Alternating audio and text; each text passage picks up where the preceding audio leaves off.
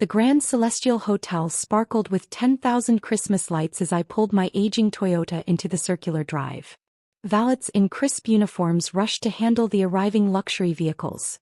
Mercedes, Audis, even a Bentley, while my car sat idling waiting for someone to acknowledge it. "Miss." A young valet finally approached, his expression polite but his eyes telling a different story. "Are you here for an event or?" "Family gathering," I said, handing him my keys. "Under the name Chin." "Oh." His tone shifted slightly. "The Chin party. They're in the grand ballroom. You can leave your vehicle here."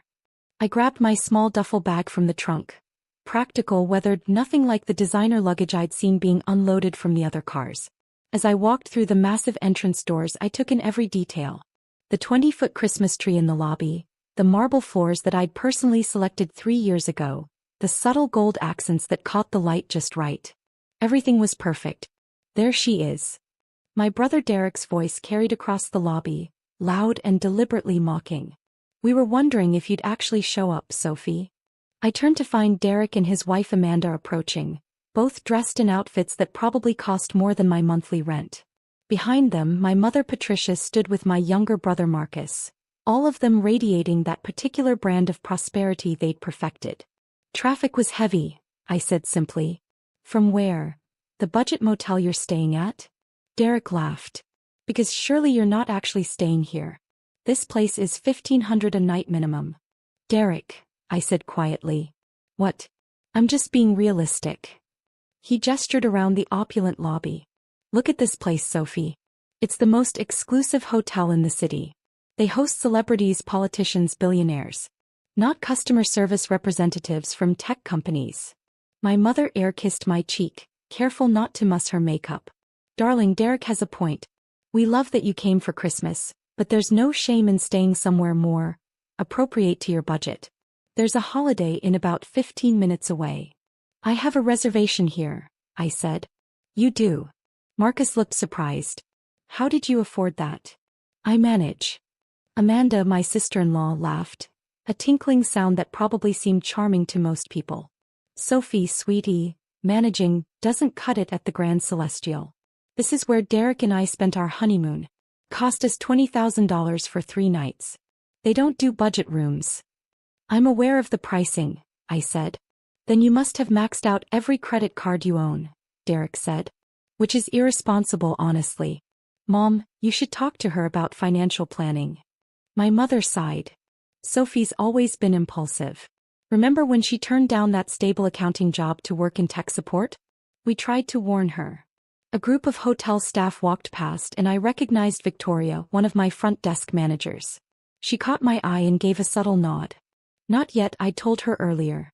Let them talk first." "The Chin party has reserved the grand ballroom for the evening," Marcus said, consulting his phone. "Full catering, premium bar, the works. Derek's treating everyone. Dad would have been proud, his eldest son making the family gathering something spectacular." "I'm sure it'll be lovely," I said. "It will be. Unlike some people, I know how to celebrate in style." Derek's chest puffed out slightly. "I've invited some business associates too. Important people. The kind who expect a certain level of sophistication. Which is why we're concerned about your presentation," Amanda added, eyeing my jeans and simple sweater. "This is a formal event, Sophie. Please tell me you brought something appropriate to wear." "I brought clothes. From Target." Derek snorted. "Jesus, Sophie. This is embarrassing." "Language," my mother chided, but she was looking at me with that familiar disappointed expression. "Sophie dear, you know we love you, but you have to understand, tonight is important for Derek's business relationships. We can't have you looking like you just came from work at a call center." "Tech support," I corrected. "Not a call center." "It's the same thing, isn't it?" Marcus shrugged. "Phone work. Customer complaints. Not exactly prestigious." I watched them, these people who shared my DNA but knew almost nothing about my actual life. Derek, who'd taken over our father's import business and run it competently if not brilliantly. Marcus, who worked in middle management at a pharmaceutical company. My mother, who'd married well twice and considered that her greatest accomplishment. None of them had ever asked what I actually did in tech support. They just assumed. The reservation desk is this way, Derek said, gesturing. You should check in before the evening events start. And Sophie? Maybe see if they have a house phone you can use to call that Holiday Inn. I'm serious about this. You can't afford to be here. We approached the gleaming check-in desk where 3 staff members worked efficiently. I recognized all of them, Martin, Elena, and James. They'd been with the hotel since opening day. Reservation under Sophie Chen, I said to Elena. Her fingers flew over the keyboard and I watched her eyes widen slightly. Yes, Ms. Chen. We have you in the penthouse suite. The silence behind me was deafening. The penthouse suite? Derek's voice cracked slightly. That's the most expensive accommodation in the hotel. $5,000 per night, Amanda whispered. I looked at it for our honeymoon, but even Derek couldn't justify it. Elena maintained her professional composure. Miss Chen, your suite is ready. We've stocked it according to your preferences. Sparkling water, Earl Grey tea, fresh orchids. Is there anything else you need? That will be fine, thank you. There's been a mistake, my mother interjected. My daughter couldn't possibly afford the penthouse suite. Perhaps you've confused her with another guest. Elena glanced at me, a question in her eyes. I gave her a slight nod. No mistake, ma'am. Miss Sophie Chen, penthouse suite, 5 nights, all amenities included. 5 nights. Marcus's voice squeaked. That's $25,000. Sophie, what have you done? My mother's hand flew to her chest. Have you stolen someone's identity? Is this fraud? I haven't stolen anything, I said calmly. Then how? Derek sputtered. Tech support doesn't pay that kind of money. Even senior positions cap out at what, $70,000 a year? You couldn't afford 1 night here, let alone 5. Maybe she has a sugar daddy, Amanda suggested, then covered her mouth. Oh, I'm sorry. I shouldn't have said that. You absolutely should not have, I agreed, my voice still level. A distinguished man in his late 50s approached the desk. Charles Morrison, my general manager. He'd run 5-star hotels around the world before I'd recruited him 3 years ago with an offer he couldn't refuse. Good evening, he said with a warm smile. Miss Chen, wonderful to see you. I trust your drive was pleasant. It was, thank you, Charles. Charles. Derek looked between us. You're on a first-name basis with the general manager? Miss Chen is one of our most valued guests, Charles said smoothly. We're always delighted when she stays with us. But she's here every Christmas, my mother protested. You're saying she stays here every year? In the penthouse. Among other times, Charles confirmed. Miss Chen has excellent taste in accommodations. This is insane. Derek turned to me. Sophie, you need to explain what's going on. Have you been embezzling? Taking out massive loans? Because there's no legitimate way you can afford this lifestyle. Derek, I think you should lower your voice, I said quietly. You're creating a scene. I'll create whatever I want. You show up here pretending to afford luxury accommodations while the rest of us work honestly for our money. Honestly. I raised an eyebrow. You inherited Dad's business, Derek. You didn't build it. His face reddened. I've grown it. I've doubled revenue in 5 years. Have you? I kept my tone neutral. Because last I heard from Dad's old partner, revenue was actually down 18%. You've been cutting corners on quality to maintain profit margins and it's starting to show.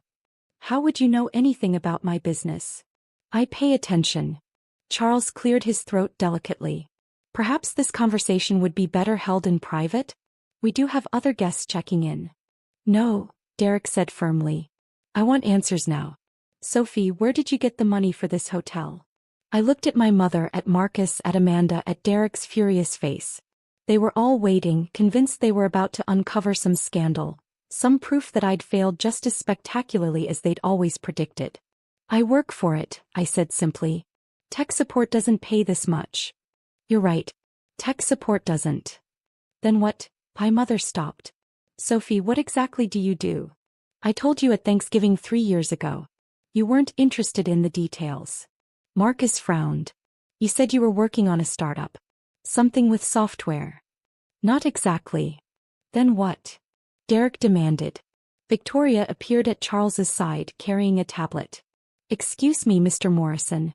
The final numbers from the Christmas Eve gala are ready for your review. Revenue exceeded projections by 22%. Excellent. Charles glanced at the tablet, then at me. Miss Chen, would you like to review these now or after you've settled in? My mother's voice was faint. Why would Sophie review the hotel's revenue numbers? Charles looked surprised. Because she's the owner, of course. The lobby seemed to stop. Guests walking past paused. Staff members who'd been studiously ignoring our conversation turned to stare. My family stood frozen like someone had pressed pause on reality. Owner, Derek finally repeated. Owner of what? The Grand Celestial Hotel, Charles said, clearly confused by the question. Miss Chen founded and owns the entire property. Has for 3 years now. That's impossible. My mother shook her head. Sophie works in tech support. He drives a Toyota. She wears clothes from Target. I do wear clothes from Target, I confirmed. They're comfortable. But, owner. Marcus looked around the massive lobby at the Christmas decorations, at the evidence of wealth and success everywhere. This hotel must be worth. The property is valued at approximately $240 million, Charles provided helpfully. Though Ms. Chen owns it outright, no mortgage. She purchased the land and financed construction through a combination of personal funds and investor capital. The hotel's been profitable since month 3 of operations. Amanda sat down heavily in one of the lobby chairs. $240 million. Sophie. My mother's voice was strange. Is this true? Yes. But, how? The startup I mentioned at Thanksgiving. Remember? You said you were too busy to hear about another one of my little projects. Derek's face had gone pale. What startup? I developed a customer relationship management platform for luxury hospitality. It integrates booking systems, guest preferences, concierge services, housekeeping and revenue management into one seamless interface. I sold it to 3 major hotel chains for $85 million 6 years ago. Silence. 6 years ago you were 26, Marcus said slowly. You were living in that tiny apartment working at the tech company. Working on my software in the evenings, I corrected. The tech support job paid my bills while I developed the platform. It took 3 years to build. $85 million, my mother whispered. After taxes and paying back my initial investors, I netted about $50 million. I used $30 million to purchase this land and build the Grand Celestial. The rest I invested in a diversified portfolio that's performed reasonably well. Victoria stepped forward, her tablet extended. Miss Chen, I hate to interrupt, but the architectural firm called about the Singapore property. They need your approval on the lobby designs by tomorrow. Singapore property? Derek's voice was strangled. We're expanding internationally, I explained. The Grand Celestial Singapore will be our second property. Construction starts in March. We're also in negotiations for locations in Paris and Tokyo. Charles smiled. Miss Chen has built a remarkable brand. The Grand Celestial isn't just a hotel, it's an experience. We've won 14 industry awards in 3 years, including Best New Luxury Hotel and Excellence in Guest Services. The waiting list for New Year's Eve is 6 months long, Victoria added. We're completely booked through next Christmas already. My mother reached for a chair, sitting down beside Amanda. Sophie. My daughter Sophie. Owns this hotel. And drives a Toyota, Derek said, still stuck on that detail. Why? Because it runs well and gets good gas mileage. Why would I need something else? Because you're rich. Being rich doesn't mean I need to be wasteful. Amanda found her voice. The Target clothes are comfortable and well made. I don't need designer labels to feel successful. But we thought. Marcus trailed off. We all thought you were struggling. Barely making it. You assumed that, I corrected gently. I never said I was struggling. You just decided that tech support meant failure. Because you never corrected us. Derek's voice rose again. You let us think you were poor. I tried to tell you about my work multiple times. You weren't interested. My mother's eyes were filling with tears. At Christmas 2 years ago, you tried to talk about your business. I said I didn't want to hear about computers at dinner. I remember. And last Easter, Marcus added slowly. You mentioned you were traveling for work. I made a joke about budget airlines. I was flying to Dubai to tour luxury hotels for research. First class, but you're right, you did make that joke. Derek sank into a chair. At Thanksgiving, when I was bragging about doubling Dad's revenue. You hadn't actually doubled it. I knew that because I'd checked the business filings. But you seemed happy believing it, so I didn't correct you. This whole time, my mother said softly, we've been patronizing you, feeling sorry for you, making little comments about your car, your clothes, your simple life. Yes. Why didn't you stop us? I tried. You didn't listen. After a while, I realized you needed to believe I was struggling. It made you feel better about your own choices. Charles's phone buzzed. He checked it and smiled. Miss Chin, the mayor's office called. They want to confirm your attendance at the New Year's charity gala. You're receiving the Entrepreneur of the Year award. The mayor knows her? Marcus's voice was weak. Miss Chin is quite prominent in the business community, Charles said. She sits on the boards of 3 nonprofits, mentors young entrepreneurs, and has donated over $10 million to local charities in the past 3 years. $10 million, Derek repeated numbly. The Grand Celestial also provides free venue space for charitable events, Victoria added. Last month, we hosted a fundraiser for children's literacy. Miss Chin personally donated matching funds that raised over $500,000. My mother was crying now quietly. We've been horrible to you. You've been dismissive, I agreed. There's a difference. Is there? Derek looked at me, really looked at me, maybe for the first time in years. Sophie, we've spent years making fun of your car, your clothes, your job, your life. And all that time, you were more successful than any of us. Success isn't a competition, Derek. Isn't it though? Dad always said. Dad said a lot of things. Some of them were wrong. Marcus stood up, walking closer to me. Why are you here? For Christmas, I mean.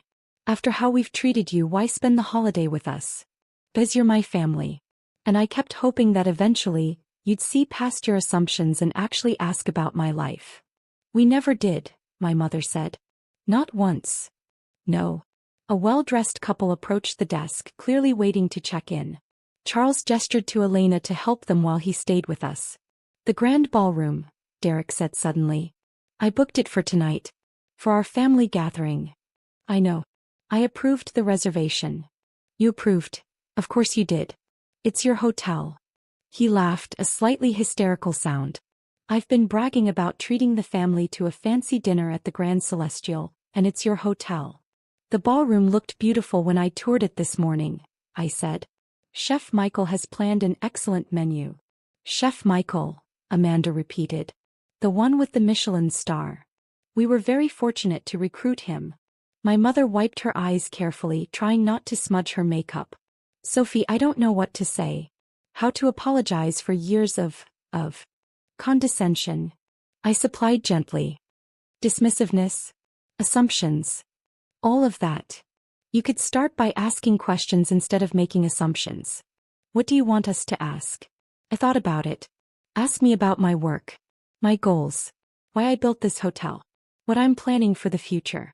Ask me about my life instead of telling me what's wrong with it. Derek stood up, walking to the massive windows that overlooked the hotel's landscaped grounds. This is incredible. All of this. And we had no idea. You didn't want to know. He turned back. That's fair. That's completely fair. He took a breath. Sophie, tell me about the hotel. Why this? Why hospitality? Because I believe luxury should include warmth. Most high-end hotels are cold, impersonal. I wanted to create spaces that were both elegant and welcoming, where guests feel valued, not just processed. The software you developed, Marcus said. The CRM platform. That's what made this possible. It gave me the capital and the industry connections. But the vision was always there. Even when I was working tech support, I was studying hospitality, touring hotels, learning what worked and what didn't. Victoria approached again, this time with a small wrapped box. Miss Chin, this arrived for you. From the Singapore architectural firm. They said it's a model of the proposed lobby. I took the box, feeling its weight. Thank you, Victoria. There's more, she said quietly. The Tokyo investors called. They're ready to sign. They want to meet next week. Tokyo. My mother's voice was steadier now. You're building hotels in Tokyo? If the negotiations go well. It's a competitive market, but I think we have something unique to offer. Charles checked his watch. Miss Chen, the evening staff briefing is in 20 minutes. Did you still want to attend? I do. You brief your own staff? Derek asked. During holidays, yes. I want to thank them personally for working Christmas Eve. Most of them have families they could be with. He searched for words. That's really decent of you. They make this place work. The least I can do is acknowledge that. My mother stood, smoothing her dress. Sophie, the ballroom reservation. Tonight. Is the family still welcome? Of course. I'm looking forward to it. Even after everything we've said? You're my family, Mom. I don't agree with how you've treated me, but I don't stop loving you because of it. She crossed to me, pulling me into a real hug. Not the air kiss performance from earlier, but an actual embrace. I'm so sorry, sweetheart. So sorry. I know. I have so many questions. About the software, the hotel, your plans. Everything. We have 5 days together. Plenty of time for questions. Derek approached, his expression uncertain. Sophie, I've been a complete ass. For years. Yes, you have. Is there a way to fix this?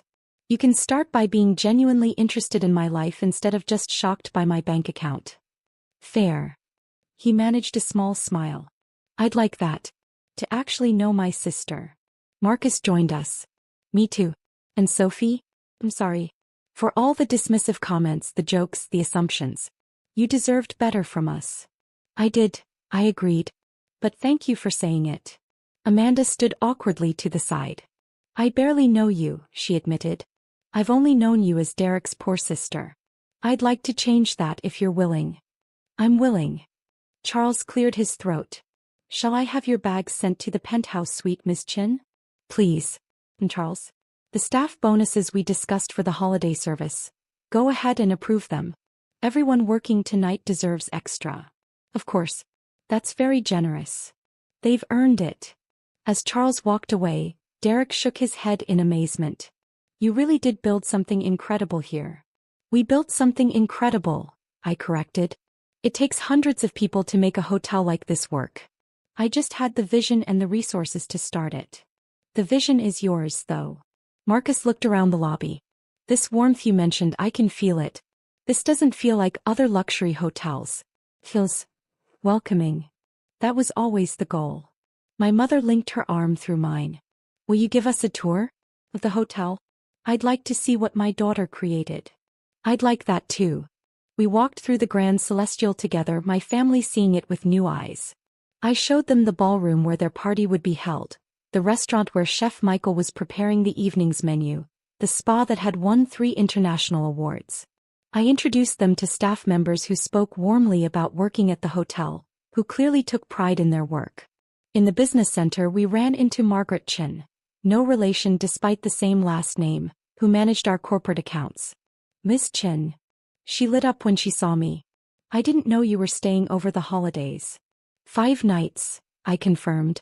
Margaret, this is my family. Mom, Derek, Marcus, Amanda. This is Margaret Chen, our corporate accounts manager. It's wonderful to meet you.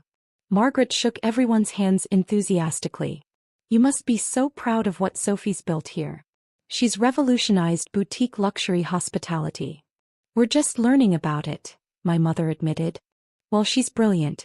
The personal touch she brings to every aspect of the operation. It's why we have 98% occupancy year-round. Guests don't just stay here once. They come back again and again because they feel valued.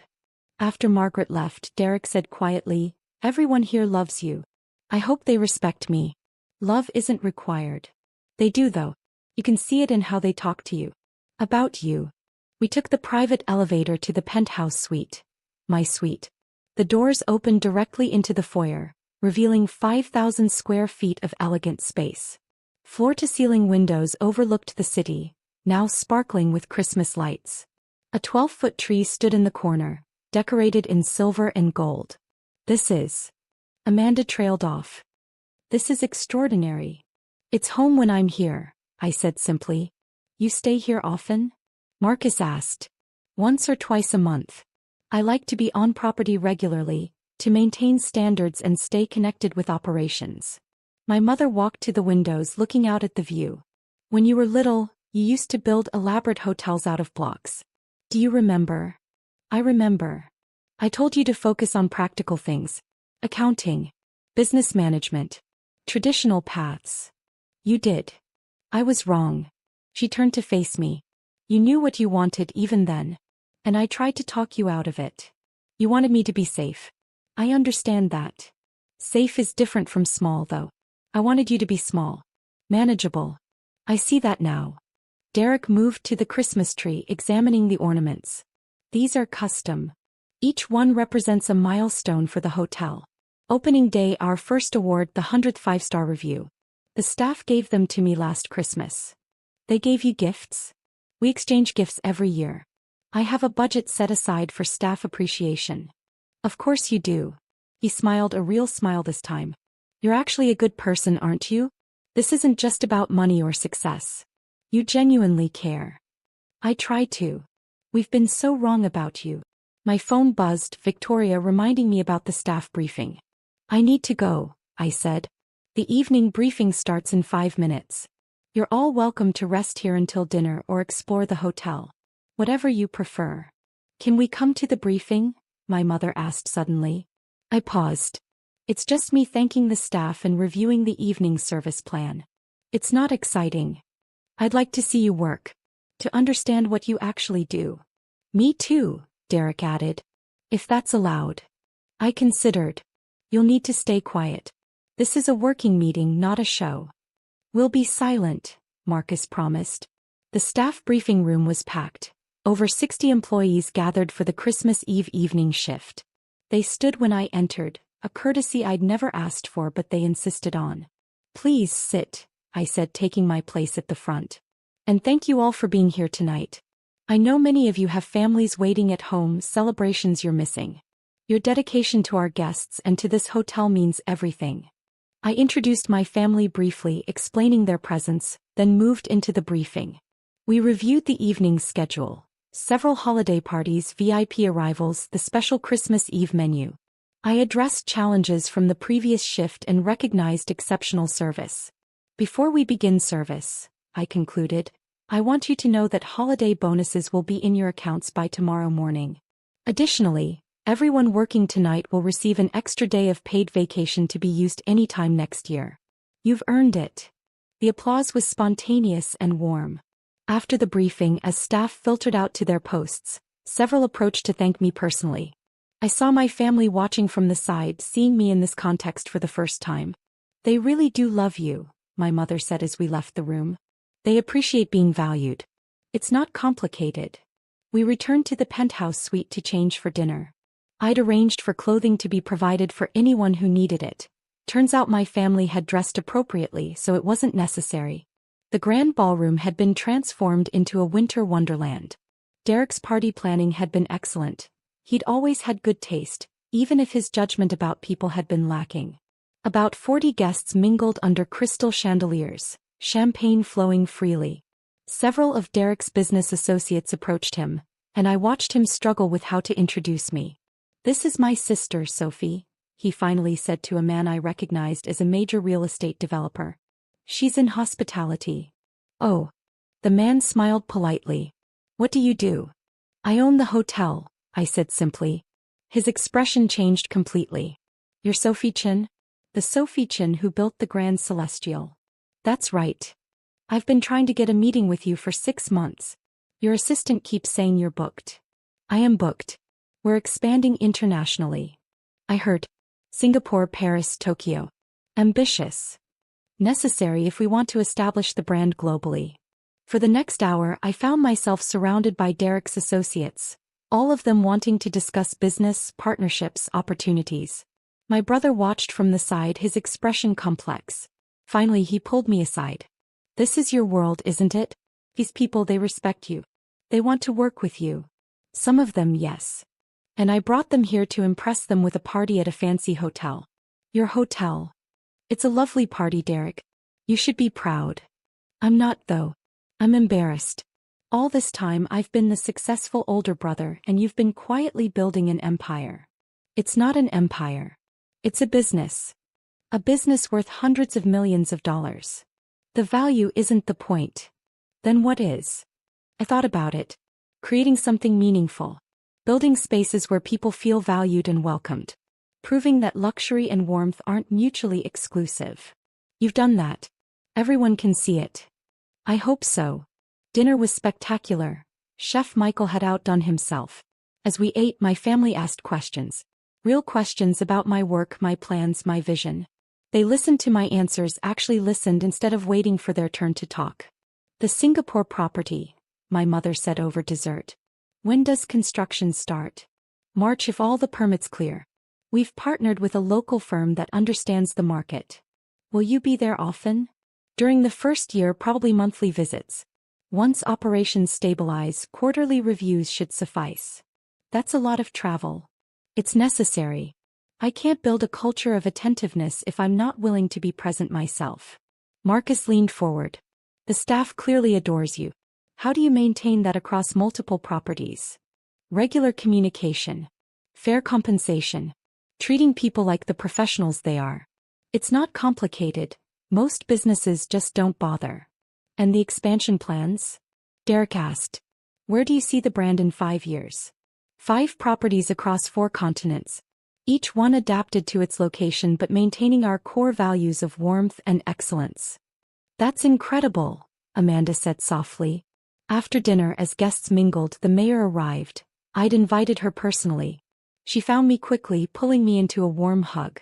Sophie, the hotel looks magnificent. Thank you for coming, Mayor Richardson. I wouldn't miss it. And congratulations again on the Entrepreneur Award. Well deserved. My family watched this interaction with wide eyes. Mayor, I said, this is my family. Mom, Derek, Marcus, Amanda. This is Mayor Richardson. The famous family. The mayor shook everyone's hands. Sophie talks about you all the time. She does. My mother looked surprised. Of course. She's very proud of Derek's work in import-export, Marcus's pharmaceutical career. And Mrs. Williams, she mentioned you were thinking of retiring soon. Yes, possibly. Sophie thought you might consider consulting for the Grand Celestial. She says you have excellent business instincts. My mother's eyes found mine. She said that.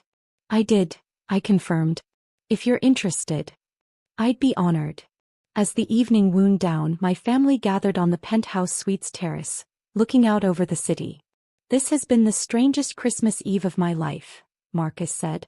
Finding out your sister is secretly rich? Derek suggested. Not secretly, I corrected. Just privately. There's a difference. Finding out we've been idiots, Derek amended. Complete idiots who dismissed you for years. You weren't idiots. You were just wrong. Generously put. My mother slipped her arm through mine. Sophie, thank you. For what? For not giving up on us. For inviting us here, showing us your life, giving us a chance to really see you. You're my family. That doesn't change even when we frustrate each other. We've done more than frustrate you, Derek said. We've been cruel, dismissive, condescending. Yes. And you still invited us to your hotel for Christmas. I still love you, Derek. All of you. Even when you drive me crazy. How do we fix this? Marcus asked. How do we move forward from here? By being honest. By asking instead of assuming. By treating each other with respect instead of judgment. We can do that, my mother said firmly. We will do that. And Sophie. Derek's voice was serious. I want to learn from you. About business, about leadership, about building something meaningful. Will you teach me? If you're genuinely interested. I am. I've been coasting on Dad's legacy for years. I want to actually build something of my own. Then I'll help you. As midnight approached, we stood together watching the city lights, a family that had been broken by assumptions and pride, now tentatively rebuilding on a foundation of honesty. Next Christmas, my mother said, I want to host. My house. Just family. No business associates, no parties. Just us talking honestly. I'd like that, I said. Me too, Derek added. And Sophie? I promise. No more jokes about your car. I don't mind jokes about my car. Just ask me about the rest of my life too. Deal. The grand celestials sparkled below us, every window glowing warm against the winter night. My hotel. My vision. My success. But standing with my family, beginning to truly connect for the first time in years, I realized success had many definitions. The hotel was one kind of achievement. This moment, this honest connection with people I loved, was another entirely. And as Christmas Day began, I was grateful for both.